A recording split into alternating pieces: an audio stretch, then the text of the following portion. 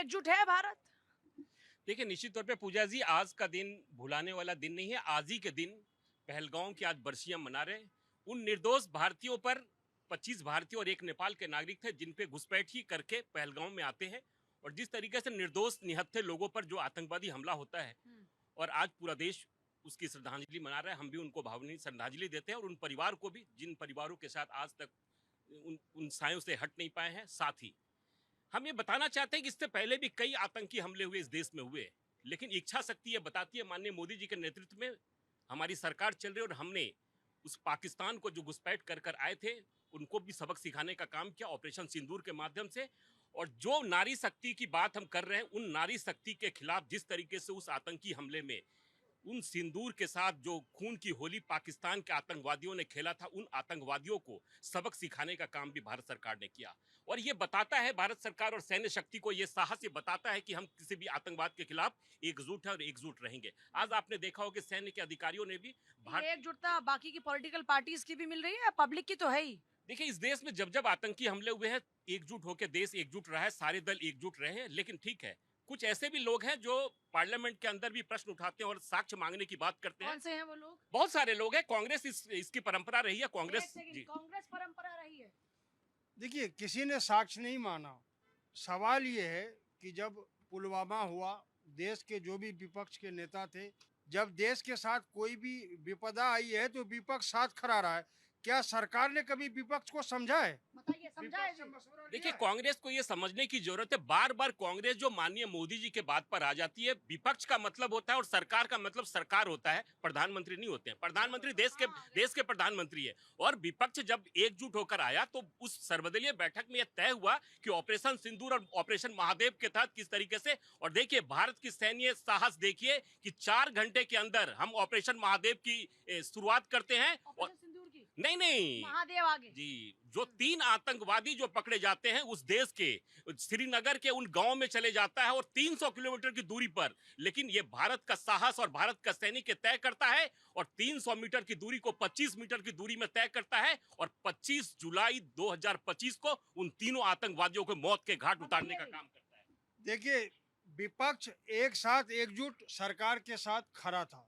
विपक्ष ने कहा कि आप पाकिस्तान पे हमला कीजिए, आप जो ये पुलवामा हुआ है उसका बदला लीजिए। ऐसा विपक्ष के साथ सरकार ने नहीं किया। जब युद्ध की शुरुआत हुई, ऑपरेशन सिंदूर की शुरुआत हुई, तो सभी ने कहा कि ये बहुत अच्छा कार्य है और इसका पाकिस्तान को सबक सिखाना चाहिए। हम आतंक के खिलाफ लड़ाई की बात कर रहे हैं, बात कर रहे हैं भारत में एकजुटता की। वो एकजुटता नजर आती है आपको? कहाँ एकजुटता है ये बताइए ना, कब थी एकजुटता? 26/11 जब हुआ था और जब वो कलावा बांध के आए थे, कालने के आए थे और उनको बोला गया था कांग्रेस के लीडर के द्वारा कि ये तो हिंदू आतंकवाद है, और गृह मंत्री बोलता है कांग्रेस के शासनकाल में कि भगवा टेररिज्म हिंदुओं को आतंकवादी बनाएगा। समझौता ब्लास्ट को सीधा हिंदुओं से जोड़ने की कोशिश की गई। एक आर्मी के ऑफिसर को ये देश और कांग्रेस की सरकार खास तौर पे आतंकवादी पेंट करती है। कहाँ थी एकजुटता? एकजुटता नहीं थी, आतंकवादियों को बचाने की मंशा थी। कौन से आतंकवादी? जो पाकिस्तानी आतंकवादी जो इस देश को छिन्न भिन्न करना चाहते हैं, जो थाउजेंड्स कट वाली थ्योरी वाले के सपोर्टर थे, है ना, उनको बचाने के लिए एक नया टर्म गढ़ा गया, भगवा आतंकवाद। और किससे जोड़ा गया? हिंदुओं से, कि हिंदू आतंकवाद फैला रहे हैं अपने देश में। शर्म आनी चाहिए थी और माफी मांगनी चाहिए थी, लेकिन आज तक माफी मांगी नहीं मांगी। सवाल यह है कि आतंकवाद के खिलाफ एकजुट थे कब? जब आतंकवाद के खिलाफ हम प्रहार की बात करते हैं और जब आतंकवाद के खिलाफ पोटा लाया जाता है तो यही पोटा को निरस्त करते हैं। यूएपीए की बात करते हैं, यूएपीए 1967 में बना। सबसे ज्यादा मजबूत कब हुआ यूएपीए आतंकवाद के खिलाफ? 2019 में। आतंकवाद के खिलाफ एकजुट नहीं थे, आतंकवाद को पल्लवित करने वाले लोग थे। मैं कह रहा हूँ कांग्रेस के लिए कह रहे कि नहीं, कांग्रेस आतंकवाद के साथी। मान लिया कांग्रेस ये कह रही, झूठ बोल रही थी। एयरफोर्स के ऑफिसर को मारने वाला यासीन मलिक इस देश का प्रधानमंत्री, प्रधानमंत्री आवास में बुला के, रेस कोर्स में बुला के हाथ मिलाते हैं, और ये आतंकवाद के खिलाफ एकजुट थे। कब थे? ये सतपाल मलिक का जवाब नहीं दे पा रहे। मलिक घोषित आतंकवादी है। जवाब नहीं दे पा रहे। आज जो पाकिस्तान द्वारा पोषित आतंकियों द्वारा जिस तरीके से हमारे देश के लोगों को नृशंस हत्या की गई, आज बरसी है। मैं उन सबको श्रद्धांजलि अर्पित करता हूं।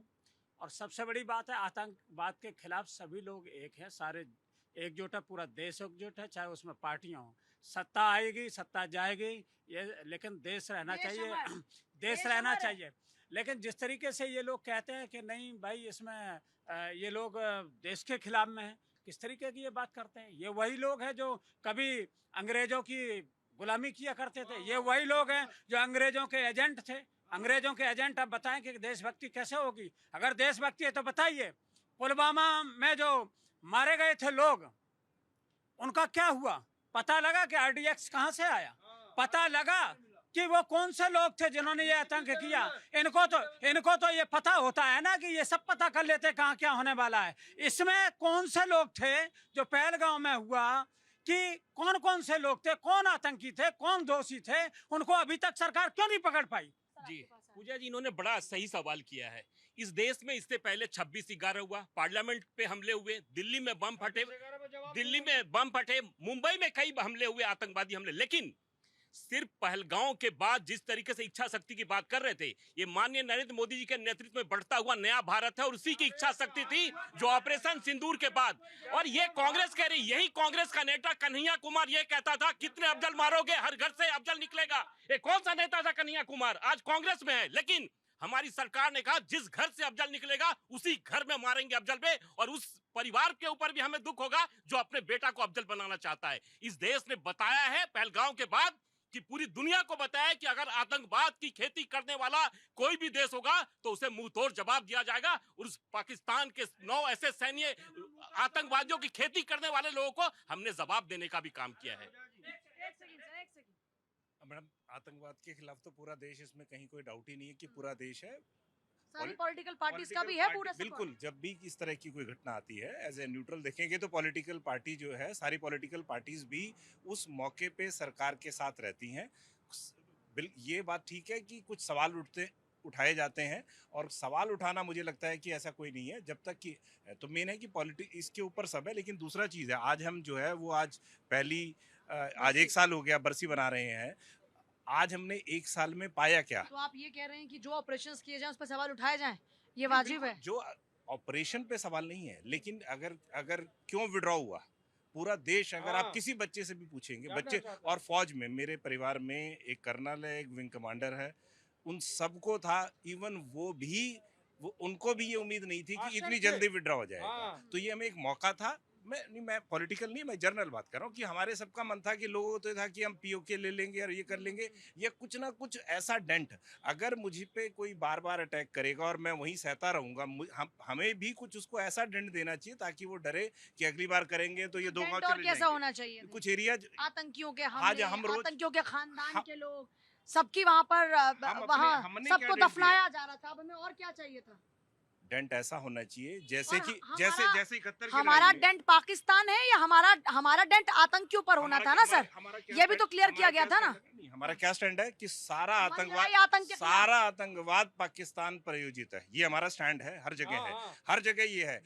कारगिल वॉर में भी आतंकवादी ही आए थे, लेकिन वो ऑन पेपर कभी है, लेकिन बाद में पता चला कि वो रेगुलर फौज थे, लेकिन वो आतंकवादी का भेष है। तो जब तक इन आतंकवादियों को कौन फंडिंग कर रहा है, कौन पैसे दे रहा है, सबके हेडक्वार्टर्स क्यों हमने मुनीर के और जगह पे क्यों अटैक करा? क्योंकि पाकिस्तान हर के जड़ के पीछे पाकिस्तान है।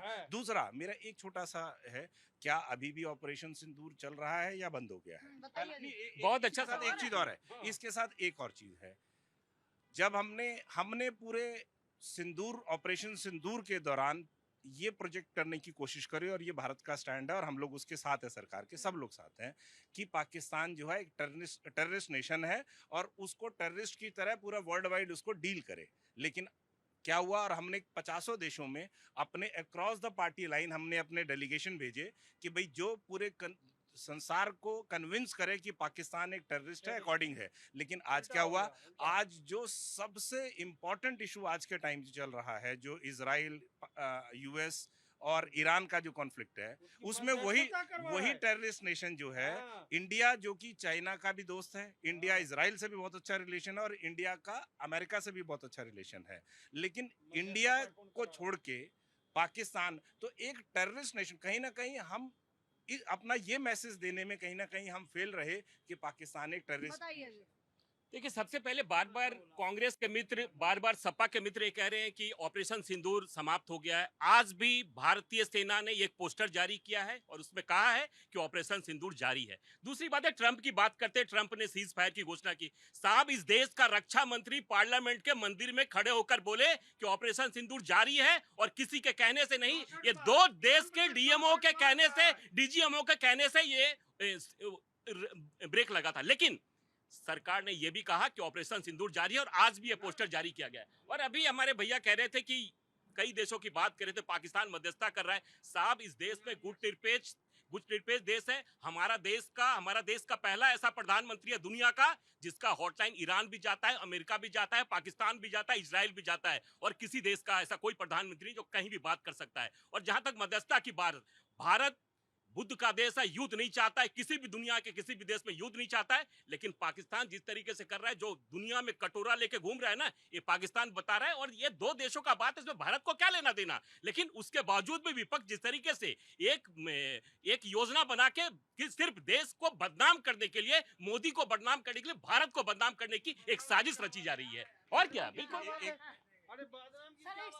ईरान का मसला था, यूनाइटेड नेशन में ईरान खड़ा था। ईरान ने कहा, जब पूरे विश्व में किसी देश ने नहीं कहा भारत के लिए, ईरान ने कहा कि कश्मीर का अभिन्न अंग हिस्सा भारत का है। किसी देश ने नहीं कहा। आपका दोस्त था, 64,000 करोड़ रुपया वो आपके लिए छोड़ा। देखिए, ये एक खामनेई ने कितनी बार कहा है कि मुसलमानों को परेशान किया जा रहा है कश्मीर में। उनको एक पिक एंड चूज करने की आदत है। इनको ये बोल रहे थे राघवेंद्र जी की भाई मोदी जी जहां जाते हैं अवार्ड मिलता है, चले जाते हैं।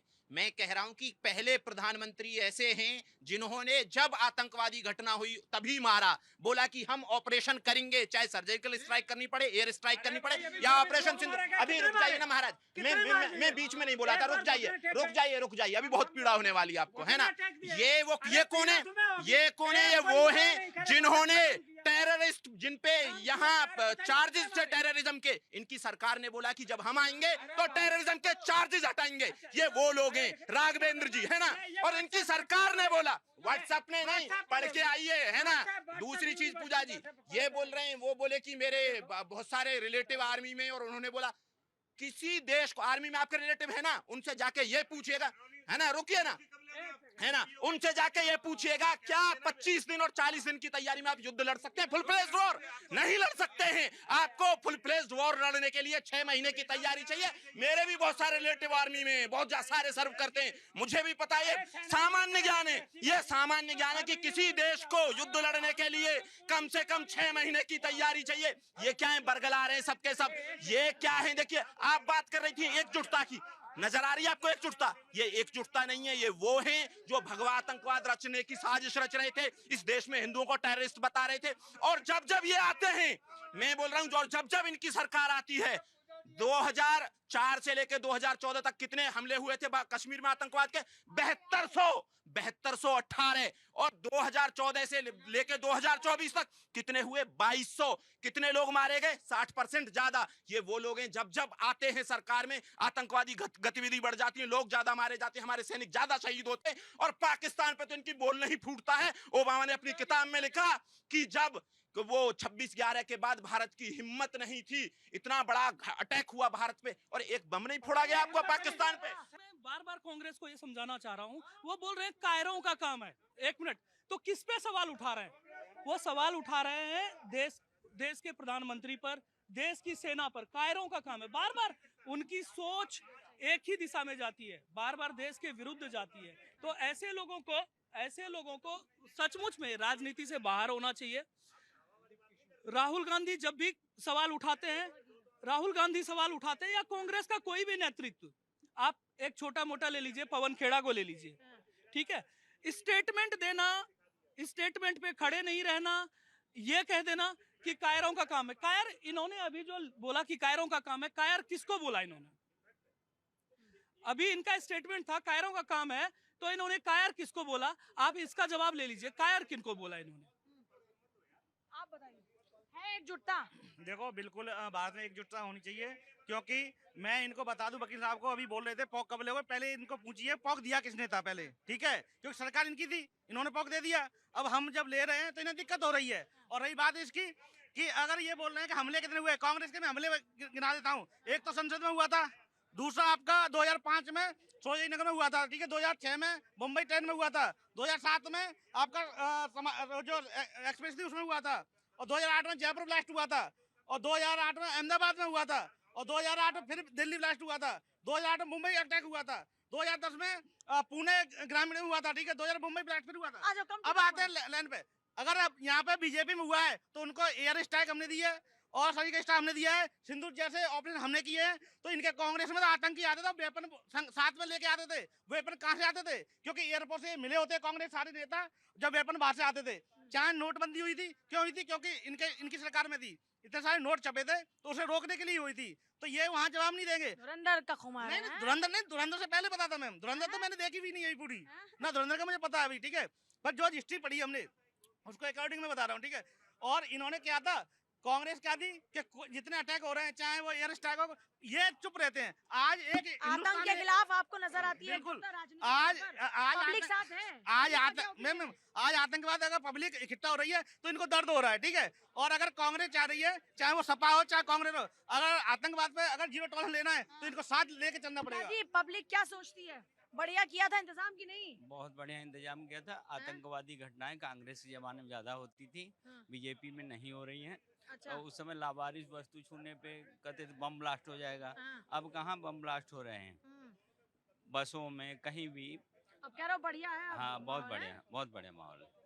हाँ जी, आप क्या कहते हैं अंकल? थोड़ा जरूर। हाँ जी, मैं तो यही कहूँगा कि अगर पहलगाम जब अटैक हुआ था तो उस टाइम पे जो मोदी जी ने किया था वो उस टाइम पे ठीक किया था, ठीक। इतनी परेशानी उठानी पड़ी, लोग वहाँ पे मतलब इतना वहाँ पे हमले हुए थे कि बहुत ज़्यादा किसी का सिंदूर छीन लिया गया, किसी का बच्चे जो है वहाँ मारे गए बहुत से ज़्यादा। इंतजाम सही कर दिया आतंकियों का कि नहीं? तो उसके बाद में जो इंतजाम किया था वो बिल्कुल ठीक किया था।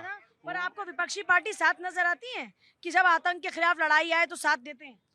नहीं, ऐसा नहीं है। विपक्षी पार्टी जब ऐसा कुछ पड़ता है तो आतंक के सब एकदम खिलाफ हो जाते हैं। खिलाफ हो जाते हैं। क्योंकि- साथ मिलता है पूरा या फिर सवाल ज्यादा दागते हैं? नहीं, सपोर्ट तो पूरा मिलता है उन्हें। सपोर्ट पूरा मिलता है जी। बाकी लोग क्या बोलते हैं? सही इंतजाम हो गया था कि नहीं? मैं बीच कम्युनिकेशन में आया तो मेरे को पूरा पता नहीं है बात। ऑपरेशन सिंदूर तो पता है ना? हाँ, उसके बारे में पुलवामा के बाद जो इंतजाम किया वो तो पता है कि नहीं? बिल्कुल सारा कॉन्वर्सेशन उसी पर ही है, सारा कॉन्वर्सेशन। तो सही इंतजाम हो गया था कि नहीं आतंकियों का?